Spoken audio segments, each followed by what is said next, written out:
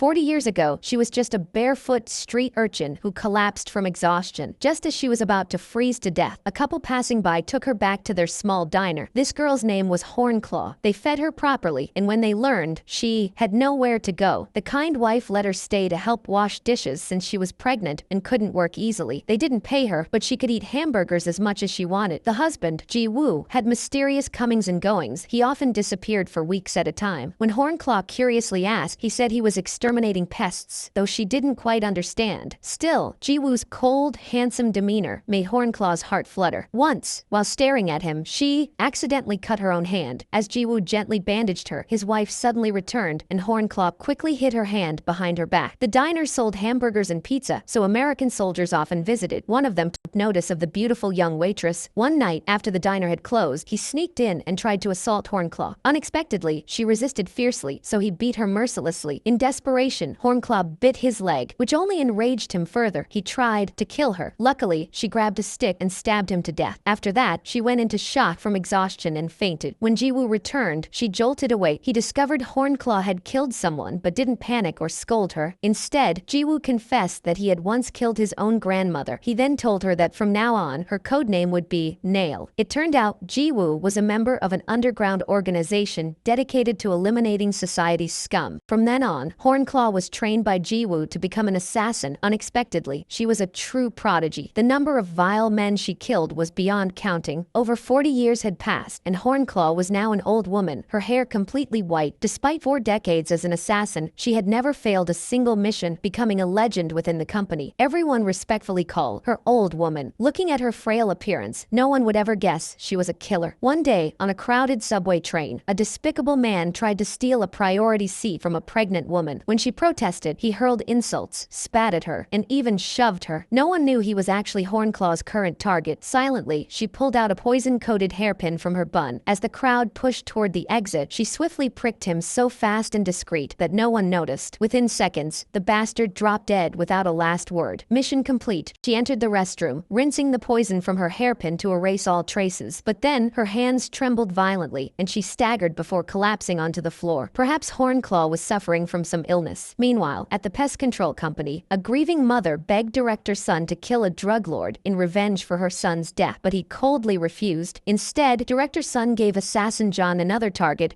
a wife who wanted her CEO husband dead for cheating on her with another woman. Mr. Jang questioned whether adultery was truly a crime serious enough to warrant death. Perhaps Director Sun was receiving a hefty fee for this job. He asked if Sun had consulted the grandmother's opinion. Director Sun replied that shattering the heart of someone who had stood by his side for 30 years was an unforgivable sin. Besides, the company needed funds to operate. Still, Jang firmly refused to take the job. Meanwhile, Hornclaw discovered an injured old dog lying in a garage. Though it looked pitiful, she didn't want the burden and walked away. Due to the nature of her profession, Hornclaw lived an utterly solitary life. No family, no friends, not even anyone who knew her true identity. Her hair wasn't yet fully white, but she deliberately wore a snow-white wig to appear older. She sat watching an old movie for a while, then began writing her mission report on today's assassination, but her hands trembled uncontrollably, making it impossible to finish. Late at night, unable to sleep, she kept thinking about that poor dog. Eventually, she took it to a veterinary hospital for treatment. The surgery went smoothly, and Hornclaw planned to leave the dog there and walk away. But the vet warned her that the dog was too old. Rescue shelters wouldn't take it, and adoption was unlikely. If left unclaimed, it would be euthanized. The best option was for her to call the shelter herself. The vet said that if the rescuer made the call, they wouldn't refuse. Hornclaw stared at the frail, abandoned dog and saw a reflection of her own fate. In the end, she decided to take it home at least for a while. Meanwhile, a young man with messy hair was being forcibly escorted by a gang to sell his kidney. The closer they got to the location, the more he trembled, but it was too late to back out now. The organ harvesting site was a warehouse in the harbor, where a surgeon had already prepared the operating table. The gang leader even tried to coax him into selling his corneas for 3 million won, but the young man scoffed at 3 million? That was too cheap. Glasses had gone up in price, but corneas were still priced like it was 10 years ago. Then, suddenly, he struck. With brutal efficiency, he overpowered the gang members without breaking a a sweat. The boss dropped to his knees, begging for mercy. The young man coldly revealed that he already killed Dr. Kim, rival his. Now, he would send the boss to hell to reunite with the doc, but he didn't make it quick. With a single precise slash, he cut deep into the nerve-dense armpit, ensuring the gang leader suffered an agonizing death. After finishing the job, the young man drove off, only to realize Director Sun was tailing him. He swerved through streets, trying to shake him off. When he thought he'd lost him, he suddenly slammed his car into Sun's vehicle. "Why the hell are you so obsessed with other people's business?" he snapped. Director Sun calmly admitted he knew about his recent kills, and even the ones before. He'd been watching him for a long time. When the young man threatened to kill him, Sun simply handed him a business card, said that worked for him. The young man smirked, said that his price was high. Could Sun even afford him? Meanwhile, Hornclaw maintained her routine. Every morning before dawn, she went for a run. At 65, she was still remarkably agile. After her workout, she headed to pest control. Right at the entrance, she accidentally encountered the mother struggling with the security guard. The mother was crying and shouting, demanding that the company kill someone named Han Sung-do to avenge her son. When the assassins saw Hornclaw enter, they all stood up and respectfully bowed to her. She submitted the report of her latest mission to the coordinator, Hae-woo. Hae-woo carefully asked whether she had erased all the traces if she had been caught on camera or seen by any witnesses. This client was just too difficult. They insisted on handling the target in a crowded place. Hornclaw's pride was touched. She said that whenever she felt she was no longer capable, she would step down on her own. When she asked about the mother at the entrance, Hae-woo explained that the son's girlfriend had been tricked by addicts and died from a drug overdose. When the son went there to find her, he was beaten into a vegetative state. The case was too complicated, so Director Sun had refused it. Hae-woo also requested that she get a health checkup because Director Sun had reminded everyone to follow procedures properly. Meanwhile, Director Sun was introducing the company to a curly-haired man named Seok-jin. He said that they did not kill people meaninglessly. Their mission was to eliminate the scumbags who were destroying society so that innocent people could live in peace. But Seok-jin didn't care much about justice and was about to leave. Director Sun quickly tried to stop, but unexpectedly got pinned down and threatened with death. At that moment, Hornclaw appeared. She forced him to release Director Sun. Director Sun pleaded with her to let Seok-jin go, but she still gave him a beating. After leaving the company, Hornclaw quietly went to get a health checkup, but she hid her trembling symptoms from the doctor. When the doctor informed her that there was a problem with her spinal cord, Hornclaw quietly nodded and asked him to keep it secret from the company. The doctor had no solution except advising her not to overwork herself, but she knew very well that rest had never been an option for her. A girl had broken into the home of a paralyzed old man and stolen all his precious jewelry. She thought everything had gone smoothly. She was feeling pleased when suddenly Mr. Jang held an axe to her neck. It turned out this wasn't the first time this girl had targeted the elderly. Last time, she had even killed an old woman. That was why she had ended up on the list of cleansing. Mr. Jang forced her to drink alcohol until she passed out. Then he drove to a deserted railway crossing. In just a few more minutes, the train would crush her body. But things didn't go as planned. A schoolgirl happened to pass by. When she saw Mr. Jang's back, she mistook him for her father and called out to him. Mr. Jang, afraid the girl might be in danger, had no choice but to save the thief. At that moment, the girl also saw the thief inside the car, and she realized it was an attempted murder. Meanwhile, Seok-jin had killed the unfaithful chairman. This was the mission Mr. Jang had previously refused. The next morning, when Hornclaw returned from a run, her dog jumped on her, probably hungry because she had forgotten to feed it. When Hornclaw went to the store to buy food for it, she happened to hear the news on TV. The police were searching for a suspect who had tried to stage a murder as an accident. It turned out that the girl had immediately gone to report the incident to the police. Director Sun was then forced to make a difficult decision to eliminate Mr. Jang, even though he had spent his whole life exterminating the pests for the company. But rules were rules. No matter how loyal a person was, once they were exposed, they still had to be killed. Unexpectedly, Hornclaw voluntarily took on this mission. Hae-woo was only worried that she might not be able to do it due to her old age. Right at that moment, Baek-jin appeared and reported that he had completed the mission to kill the chairman, but the task had only required retrieving the ring, yet he brought back a whole pile of fingers. Even so, Director Sun was very pleased with him. That evening, Hornclaw quickly located her target. Mr. Jang was visiting the place where the ashes of his daughter, who had died 10 years ago, were kept. The day before, when the young girl called out "Dad," he had felt like he was seeing his daughter again. That moment had moved him so deeply that he became careless and made a mistake. Mr. Jang had once been guided and cared for by Hornclaw like a younger brother, but once he had made a mistake, mistake that posed a threat to the company. She could no longer show mercy. Suddenly, he struck first and quickly ran away. Hornclaw immediately jumped into her car to give chase. Out of nowhere, a motorcycle came speeding from the opposite direction, forcing her to panic and swerve. She accidentally turned onto a narrow side road. Mr. Jang let out a sigh of relief, thinking he had escaped. Unexpectedly, Hornclaw turned off her headlights. She quietly closed in and rammed her car straight into his at the fore. The collision sent his car flying off the road, and, rolling down a slope, Hornclaw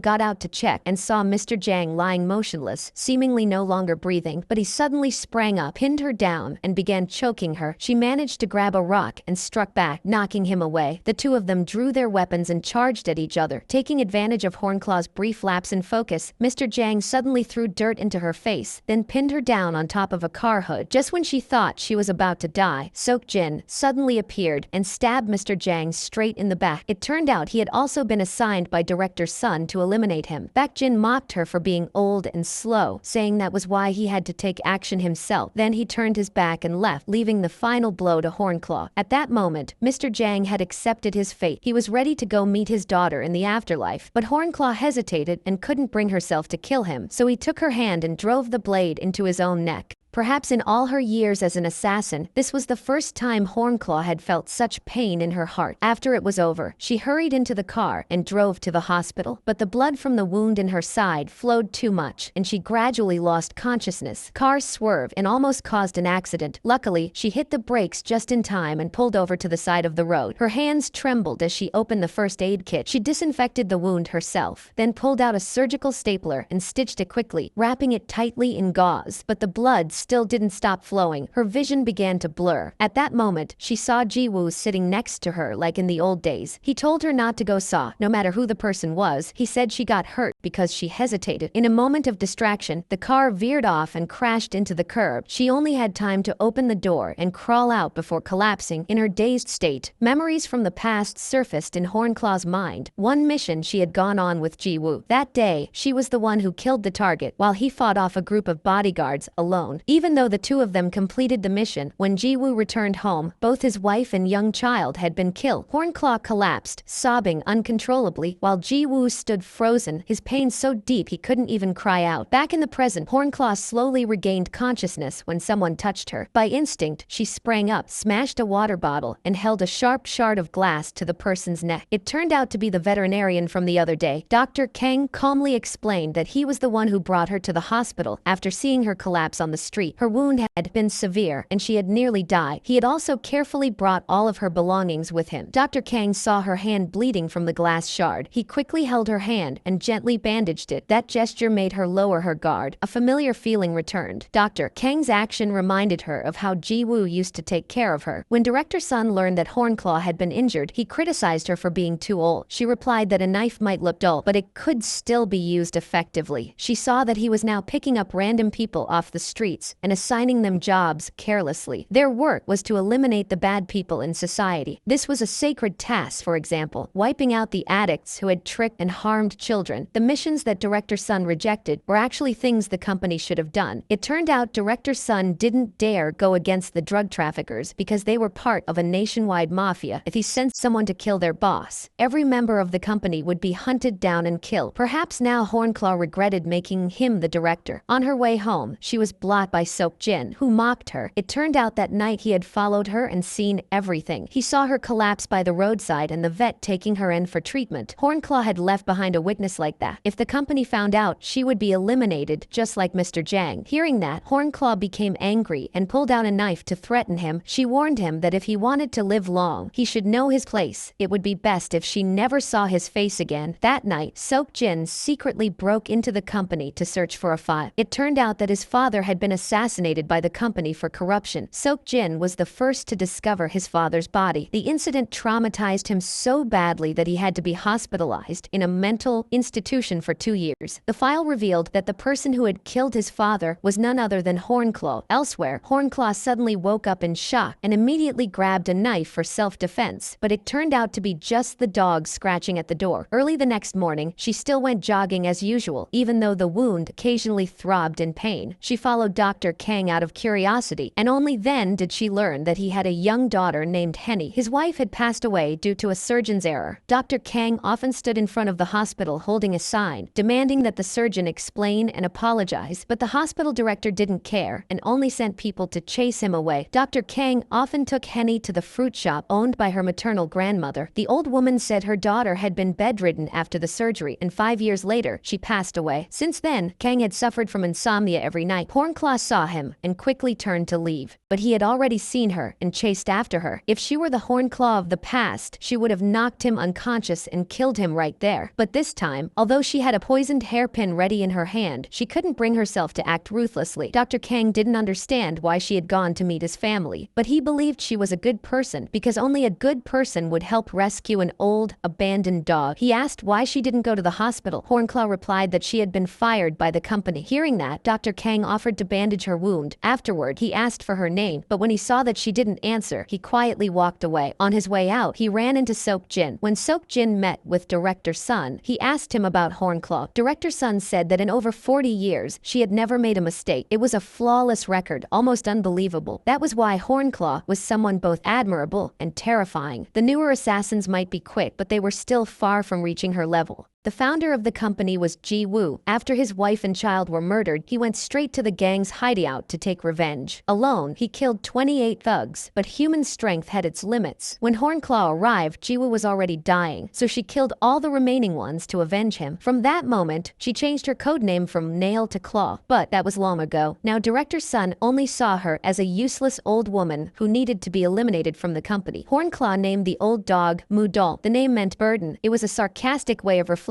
both the abandoned, frail state of the dog and her own. One day, while walking Mudong, she ran into Dr. Kang and his daughter. The little girl really liked the dog and happily took it for a walk. Dr. Kang told the story of how a doctor's mistake had caused his wife's wrongful death. Even worse, the hospital director casually said that mistakes were normal. Hornclaw asked him why he didn't kill her. Dr. Kang didn't answer but instead invited her to lunch. At first, Hornclaw firmly refused, but because Henny begged her so sweetly, she eventually agreed. At that moment, she finally introduced her name as Hornclaw, which meant claw. Henny insisted on inviting her to watch her perform in the school play. Suddenly, someone broke a bowl and ran off. It turned out that person was Sok Jin. He had still been secretly following Hornclaw. He went to Dr. Kang's hospital and asked him difficult questions. Baek Jin said that there was an old hunting dog that had started acting strangely. It did things it had never done before. Why would the dog do such things? Dr. Kang answered, the dog had been moved by small things. It became more fearful and longed for things it had never cared about for. Then Dr. Kang excused himself and left because he knew that man wasn't someone good. Sok Jin didn't give up and found a way to approach Dr. Kang's mother-in-law and daughter. Hornclaw saw this and immediately warned him. If he dared to lay a finger on Dr. Kang or his loved ones, he'd better watch out. At that moment, Baek Jin gave a compliment to little Henny. He was surprised that an ordinary girl could win over someone as cold as Hornclaw. Hearing that, Hornclaw asked him not to harm innocent people. She would retire on her own, so she wouldn't cause trouble for the company. But he still wondered, was she going to retire just because of one person? When people grow old, do they suddenly feel the urge to protect someone? Hornclaw didn't answer, but only asked what his true purpose was. But Sok Jin didn't reply. He just walked away. It had been a very long time since Hornclaw had allowed herself to have someone to protect. Back then, when Ji Woo's wife and child were murdered, he promised to find Hornclaw a new identity so she could start a new life. But he said if she wanted to stay with the company, then she absolutely must never allow herself to have anything she needed to protect. After arranging the funeral for his wife and child, Ji Woo decided to go seek revenge. Before he left, he gave Hornclaw a hairpin and told her to take care of the company. That was the hairpin Hornclaw always carried with her to this day. The next day, Hornclaw threw an explosive into the trash bin in front of the hospital. During the chaos, she pretended to accidentally bump into the hospital director. Just a few seconds later, the director collapsed. Coincidentally, Dr. Ken was also protesting there. He ran over to check and caught a glimpse of Hornclaw from afar. Perhaps he already understood what had happened. Meanwhile, Director Sun came to Hornclaw's house to assign her the task of killing Dr. Kang because he was suspected of murdering the hospital director. The client even demanded that the assassin carry out the act in front of Dr. Kang's daughter. Hornclaw asked for the client's identity, but Director Sun refused to disclose it. She questioned why he didn't assign the mission to Seok Jin. He said that the intermediary requested someone with a lot of experience, so he chose her. That night, Hornclaw went to ask Haewoo about client. Haewoo pulled out a knife to resist, but was easily subdued by Hornclaw. It turned out the hospital director's son insisted that Dr. Kang had killed his mother, so he paid a large sum of money to hire them for revenge. Haewoo found it a bit suspicious because the director's son was wearing a fake watch, but Director Sun said since the client had paid, they would just do the job. Thanks to the information Haewoo provided, Hornclaw found him at a casino. She held a knife to his nose, and only then did he confess that someone had hired him to do it. Hornclaw then forced him to call that person. It turned out that person was Seok Jin. He didn't seem surprised at all, and even said that Dr. Kang was about to die. Hornclaw immediately sped off to Dr. Kang's home. At that moment, he had just returned to his apartment building. He entered the elevator with a delivery man wearing a helmet that completely covered his face. Hornclaw ran there with all her strength. This moment was just like the time she discovered Jiwoo had gone to take revenge alone. She was filled with worry and could only pray that Dr. Kang hadn't encountered danger. More than 40 years ago, when she arrived, Jiwoo had already been fatally wounded and passed away forever. This time, she had already imagined the worst-case scenario. Who would have thought that Dr. Kang would walk out safely? The delivery man even left a bag of food with the name Matron on it to Ma Hornclaw. After Dr. Kang went inside, Seok Jin revealed himself. He asked whether she had been scared just now. He said this wasn't even the real fight yet. She couldn't retire that easily. Seok Jin confidently declared that she couldn't defeat him because she had something to protect, whereas he had nothing to lose. Suddenly, two girls holding bouquets sat down at the table next to him. Seok Jin immediately started sneezing continuously. An idea popped into Hornclaw's mind. She once knew a boy who was allergic to pollen like that. She went home and searched through her records. Eventually, Hornclaw found the case file of an incident from 25 years ago. The target of that mission was a middle-aged man who had a son around 10 years old. Hornclaw had disguised herself as a housemaid to infiltrate Target's home. Then one day, the opportunity came. She took a hammer and smashed the man's head. At that exact moment, the son returned home and witnessed the horrifying scene. The child turned out to be Seok Jin. Hornclaw had prepared plenty of food for Mudong. Then she prepared an escape rope from the house for it. This time, she wasn't sure whether she would return. She told Mudong not to sit and starve to death, whether he had to find a new owner or rummage through trash. He must go on living. She decided to carry out one final pest control mission, eliminating the mafia drug traffickers that Director Sun was too afraid to touch. Hornclaw assured Director Sun that sooner or later she would disappear, so from now on, this place would be his. Haewoo tried to stop Hornclaw, warning that this was far too dangerous, but she was determined to go through with it. That evening, Hornclaw went to a nightclub and located the drug boss. He mistook her for a rival assassin sent to kill him. The two of them quickly fought, but the drug boss was no match for Hornclaw. Just as she was about to finish him, his henchmen unexpectedly stormed in to save him. Someone had definitely tipped them off. Hornclaw first suspected Haewoo. She broke through the circle and rushed out of the venue, using the chaos to take down each thug. But when she called Director Sun for backup, he revealed his true nature. He had been the one who tipped them off. Despite being surrounded by gangsters, Hornclaw coldly took them down one by one. But as she was about to escape, she was struck and fell to the ground. The boss smashed a beer bottle against her head in rage, then ordered his men to dump her body into a deep hole at the construction site. It turned out that Director Sun had long been taking money from the mafia. The boss ordered his men to dump soil onto Hornclaw to bury her alive. Luckily, Haewoo had overheard Director Sun's phone call. She secretly traced their location and sent a message to Seok Jin. He immediately raced to the construction site and easily took down the guards without much effort. Upon seeing the half-filled pit, Seok Jin frantically began digging. Fortunately, he found Hornclaw's hand and pulled her out. The boss tried to attack from behind but was killed by her. It turned out that before she left, Hornclaw had instructed Haewoo if anything happened to her, Haewoo should inform Seok Jin. After he rescued Hornclaw, he drove her safely home. She then invited him inside to eat. Seok Jin asked why she had taken on such work. Hornclaw recounted how, when she was a child, she was so hungry she secretly took some wild ginseng from a neighbor's patch, only to discover it was rare mountain ginseng. Her family had to pay compensation, went bankrupt, and were evicted. She became a servant everywhere, enduring beatings, abandonment, and escapes. Everyone told Hornclaw she might as well die. They called her the most useless girl in the world. Then at 16, she met someone who treated her like family, giving her food, shelter, and work. For the first time, someone told her she was useful. He taught her to become an assassin. Believing their work was sacred, they were saving the world. Even if no one knew, Seokjin confided that he too had once had someone he considered family, even though that person had only been there briefly. Both he and Hornclaw remembered clearly what happened 25 years ago. She came to work as a maid in Seokjin's house and then killed his father. She knew the reason he saved her was to personally kill her for revenge. Suddenly, Seokjin felt his vision blur. She had put something into his drink, and not long after, he passed out. Hornclaw drove Seokjin to a cliff. She turned to look at him, unconscious, and said that, "See him in hell." Then she stepped on the gas, sending the car with him inside, plunging into the lake while she jumped out just before the edge. Hornclaw reported to Director Sun that she had killed Seokjin. When he responded rudely, she immediately subdued him. In the past, she had brought him into the company only because his father had been a long-time member. Afterward, Hornclaw stepped outside and told Haewoo to burn all the documents and leave as well. Meanwhile, Henny was performing on stage at school. Just as she finished her part, she saw someone and happily ran off. Dr. Kang couldn't find his daughter, and as he panicked, he received a text message from someone. At that moment, Hornclaw also arrived. When Dr. Kang grabbed her by the shoulder, she struck him in the face. He showed her the message on his phone. It turned out Seokjin was still alive. As the car sank into the lake, he had regained consciousness just in time to break free and escape. He revealed that he had kidnapped Henny and told her to come to Happiness Park if she wanted to save the girl. Dr. Khan wanted to call the police, but she told him absolutely not to. Hornclaw would go and rescue the girl herself. He had no choice but to trust her. Dr. Kang realized it was because he had saved the wrong person that all this happened, but he didn't regret it because it was something he had to do. Hornclaw could only bow her head in gratitude and apology. That night, she prepared guns, sharpened her knives, and got ready for the final life or death battle. Before setting out, Hornclaw had intended to say goodbye to Mudal, but the dog had already passed away. Early the next morning, Hornclaw drove to the amusement park. As agreed with Seokjin, he had hired an entire team of mercenaries to deal with her. The moment she arrived, a sniper greeted her with several shots. Two men approached her car, only to find the corpse of one of their own inside. By then, Hornclaw had already stealthily climbed to another position. A fierce gunfight erupted. She swiftly gunned down mercenary after mercenary, then scaled to the highest floor to eliminate the sniper. Afterward, she rappelled down, taking out more men. The way Hornclaw dispatched these young, battle-hardened mercenaries made it clear why she was called a legend. Once she wiped out the entire squad, she finally spotted Seokjin in the building across the way. Only he and Lieutenant Lee, the mercenary leader, remained. They used Henny as a hostage, forcing Hornclaw to drop her weapon, while Lieutenant Lee raged at Seokjin over his dead comrades. Hornclaw seized the moment to shoot Lee in the arm. Enraged, he brutally beat her until she grabbed his leg and stabbed him. Seokjin ordered Lee to flee while he stayed behind to handle Hornclaw. She picked up a gun, but Seokjin pressed a knife to Henny's throat, forcing her to drop it again. After another beating, he threatened to throw Henny off the building. Meanwhile, Lieutenant Lee dragged himself to a car and triggered the door, only for the vehicle to explode. Seokjin had never intended to let him leave alive. Hornclaw said coldly that Seokjin made a mistake. "If you keep treating others like insects, then you'll end up as one yourself," she said. Hearing that, he let go of the girl and rushed at her to end everything. The fight was brutal. Seokjin got careless and was stabbed in the thigh. He immediately returned the favor by stabbing her in the exact same spot. He mocked her, saying that